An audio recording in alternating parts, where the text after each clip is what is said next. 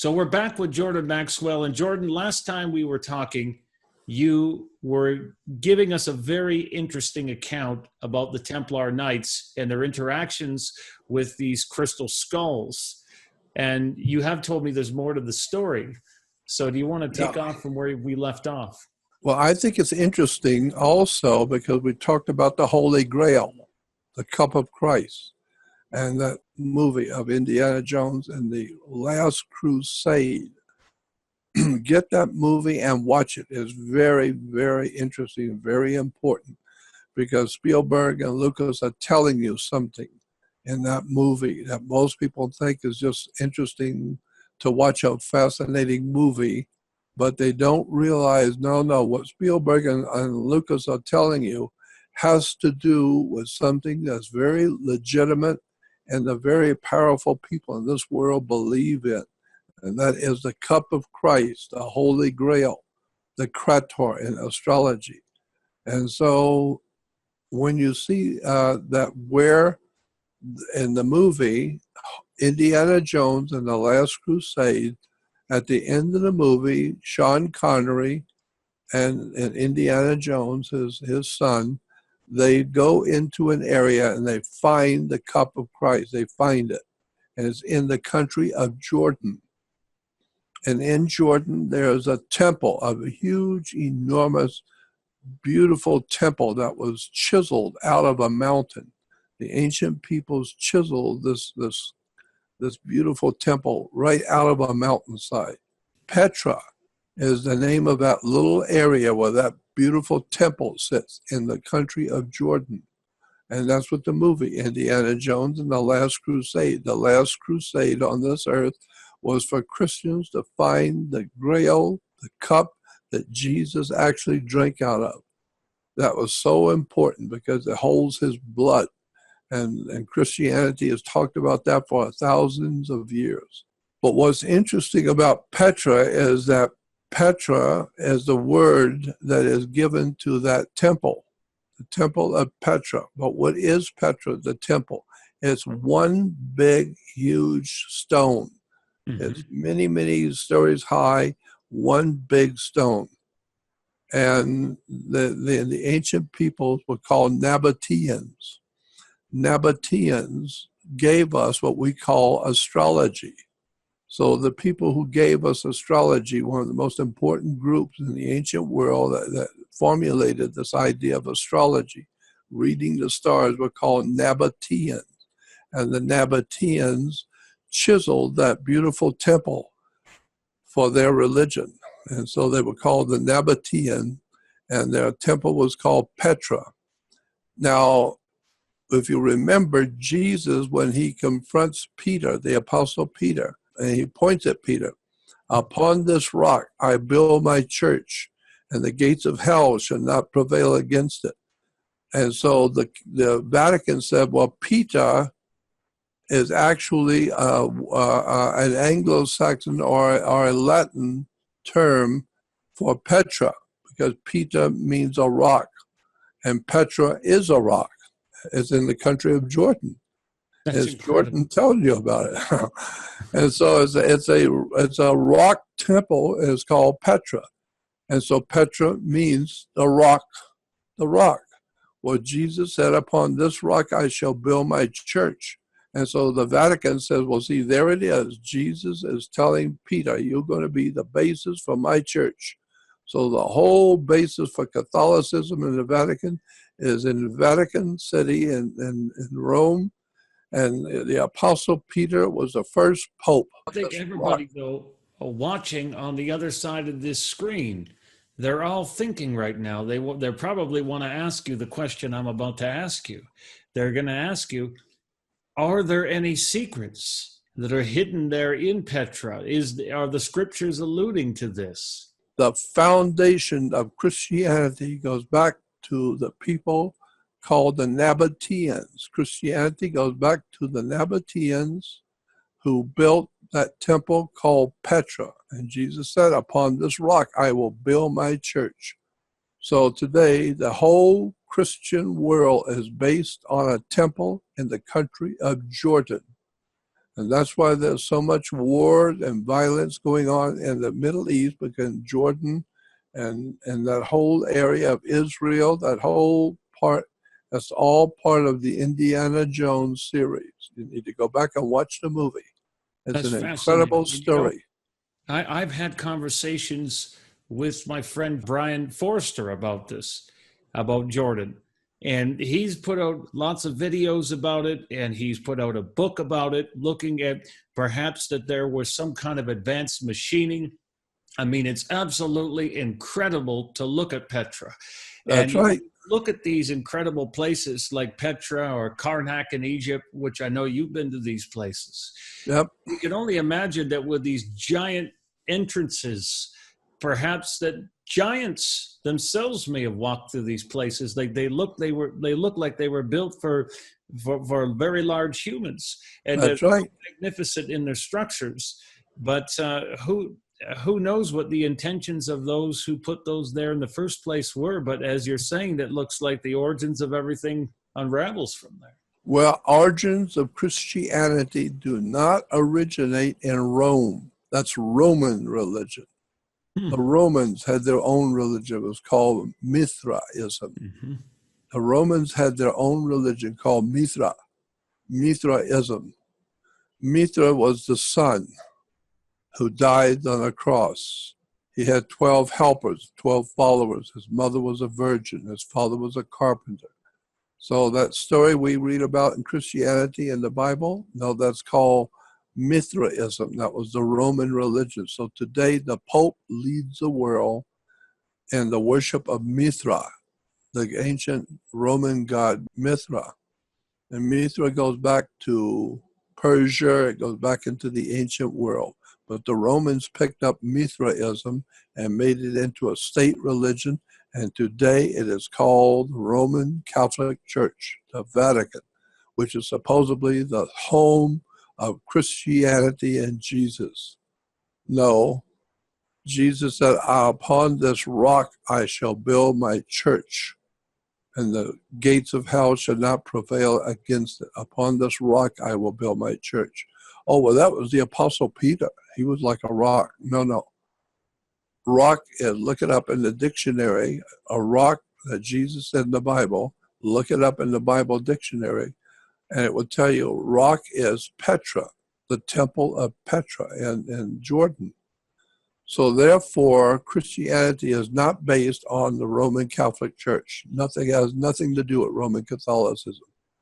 Christianity was based on a temple that the Nabateans were the people who built that temple, and they were some of the very first astrologers who came up with the idea of understanding God in the universe through the stars. We're called Nabateans. And then we hear about today that King Solomon was so powerful and so glorious, that King Solomon was so wise that he attracted the attention of the Queen of Sheba. The Queen of Sheba, the Bible says, was so impressed with hearing about King Solomon, the Queen of Sheba went to visit King Solomon. And point of fact, no, there was no Queen of Sheba. It was the Queen of Seba, S-E-B. The Queen of Seba, not Sheba. And the Queen of Sheba is the Queen of Seba. So the Sebians were an ancient race of people who came from that area, what we call Jordan, and they were connected to that great temple of the rock. Jesus said, upon this rock I will build my church. Well, the church is built on astrological knowledge, astrology. So therefore, if Jesus is building his church on the Nabatean structure called Petra, that means the foundations of Christianity is in astrology, is in the zodiac. That's the whole story of Christianity, is an encoded symbolic story in astrology.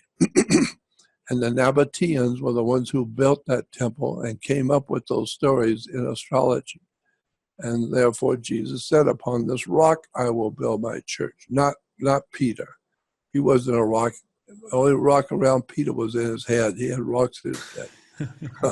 Absolutely incredible information. You were telling me, speaking of crystal skulls, you were telling me about underwater crystal pyramids, and you told me that these were located in the Bahamas. Could you tell us? Yes, off the coast of Florida in what we call the Bermuda Triangle. There was a doctor called Ballantyne, and he was flying his plane out into the south of into the Bermuda Triangle area, and the sun was hitting the ocean at just the right degree. It's very interesting, but if you're flying over the ocean at a particular degree when the sun is hitting the water, the sun does not reflect off, because normally you fly over the water, all you see is the sun reflecting, you can't see anything. But there is a certain degree at which the sun's rays will hit the ocean, and if you're in the right place at the right time, at the right moment, you can see into the ocean. It doesn't diffuse the light, so you can't see anything. It lights up the ocean, you can see it. And Dr. Ballantyne, said that he was flying with a friend in a flight, and they saw something that looked like a pyramid. And it was like 10 miles north of the island of Bimini in the Bermuda Triangle, in an area called the Bahama Banks. And on the floor of the Atlantic Ocean was a pyramid. And they said, we swear we saw a pyramid. So they marked the area where it was, and they came back and they got a team of flyers and divers, etc., to fly out there to check it and go into the ocean and go down there and see what that thing is. And they flew out and they dropped off the divers. And sure enough, there's an enormous pyramid sitting on the ocean floor in the Atlantic Ocean. An enormous pyramid like the one in Egypt. And it's a pyramid that seems to be alive and working, because some of the Navy divers, some of the divers that went down there, professional divers, they had these canisters, according to the story, they had these canisters of powder that they take with them. And when you're down there diving in the ocean, you pop open the canister, it's got powder in it, but it immediately dissipates into the ocean. This powder just covers everything instantly. And when it does, you can see the flow of the current. So if you want to see the current, you can't see it unless it's colored, so you can see it. So they pop these big canisters, and then it colors the water, and then you can see the current, the way it's flowing. And they did that, and the current was going into the top of the pyramid. Well, there was an eye at the pyramid, like on the dollar bill. It would go into the eye. The current was being sucked into the pyramid's eye. And a few moments later, they were seeing it, the divers were seeing it come out of the bottom of the pyramid, the colored water. So something was sucking it in and processing it and blowing it out the bottom. So there was some kind of a dynamo, something going on inside that pyramid. And Dr. Ballantyne, I'm remembering this from many years ago, lectures I heard, but Dr. Ballantyne said he swam inside that eye of that pyramid. He swam inside of it. And inside, he said he had the light on, he could see inside the pyramid. At the very tip top was the eye opening, and he swam in there, and there was a big crystal, just a plain crystal, with two hands. He said it looked like it was made out of pewter. There were just two hands that were holding this crystal up in midair. There was no arms or nothing connecting it. It's just two iron-looking hands holding a big crystal. and the air and the water is being sucked past and going down and coming out the bottom. So he said he popped the crystal out of the hands and swam back out against the incoming, and he swam back and took that crystal back to the Oceanographic Institute in Florida. And you can go there today. From what I've heard, you can go there today and see the crystal that was inside the Great Pyramid on the ocean floor of the Atlantic Ocean. Now, I don't know what you want to do with that. Who was it that built a pyramid on the floor of the Atlantic Ocean? And it's still working today with water being sucked into the eye and blown out the bottom. Obviously, it's some kind of a technology, some kind Do of. you think that belonged perhaps to the Atlanteans or one of these ancient civilizations? Absolutely, no doubt about it. I think it's. I think also that's what's causing the hurricanes in the Bahamas, because that's where they all started, in the Bahamas. Somewhere in the Bermuda Triangle is where the hurricanes all of a sudden just start forming. And then as they move, they catch up more and more power and bigger and bigger and bigger. But I think the hurricanes in the south of Atlantic are being caused by some kind of a highly extraordinary high technology from other worlds that is on the bottom of the floor in the Atlantic. Something's going on in the Atlantic Ocean that's causing the the hurricanes to form. And it's very interesting too that over 1,000 or 1,200 ships, over 1,200 ships have been sunk in the Bermuda Triangle. What's causing that to happen? How come we're losing so many ships and planes in the Bermuda Triangle? Something's down there on the floor that's causing terrible things to happen. And it just goes to show that this entire world that we think that we live in and know so much about is just filled with mysteries that we're not even beginning to scratch the surface on. And Jordan, if you were to fly over the Bermuda Triangle, as long as you stay outside of the triangle, but there's a definite demarcation where the Bermuda Triangle sits. If you're in a plane and you fly into the Bermuda Triangle, your compass, all compasses are based on magnetic north.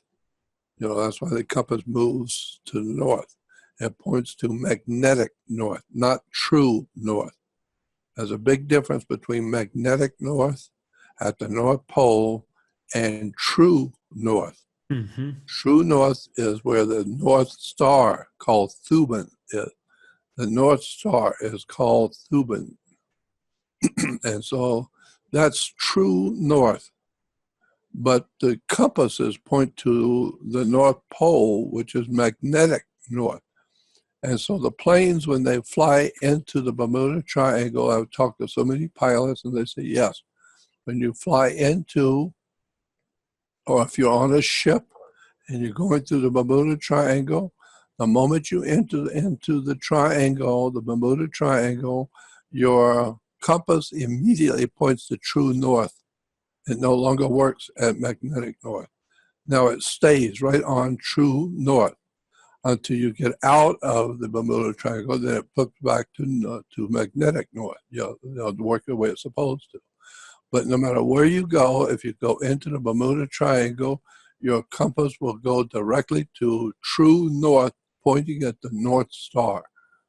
All boats and ships, compasses, all of them, they will immediately jump and point to true north. Why? That is amazing. And it goes back to something that Stephen Mailer told me, that, you know, the friend of you and Stephen Mailer, Abdel Hakim Ayawan, had said in Egypt, and through Stephen Mailer, that looking at these sort of pyramids and looking over at the obelisks.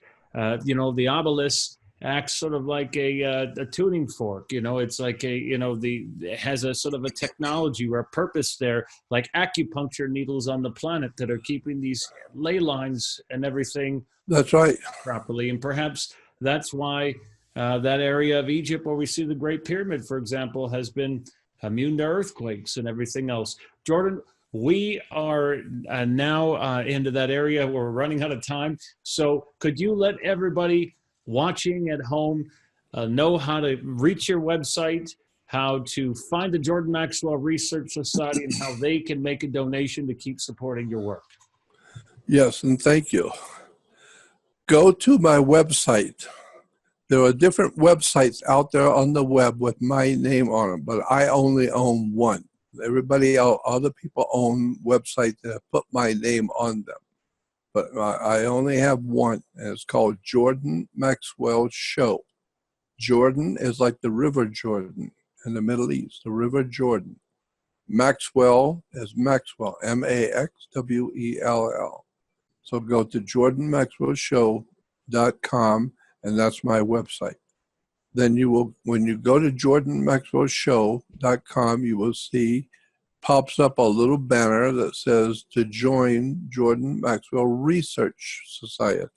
Well, that's a second website I have, which has all of the pictures and documents and audios and videos and pictures and white papers and research papers, all kinds of stuff on all sorts of subjects that I've been doing research on over the years. I'm trying to upload as much as I can and whenever I can, because my webmaster is only one man, and he's got a life himself, so he can only do so much in an 8-hour day. But he's trying to put up all the materials that I have been saving for so many years on research most people don't even know exists.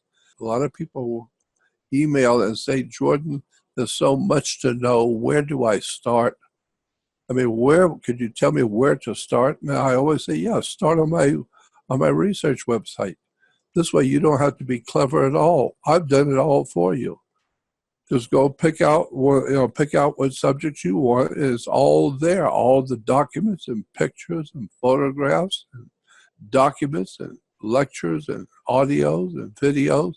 Everything is there, depending on what subject you're interested in. You want to know where to start? Yes, start with my jordanmaxwellshow.com and go to my Jordan Maxwell Research and join it. You have to join the Research Society one time. It's a lifetime, one-time join for a lifetime subscription.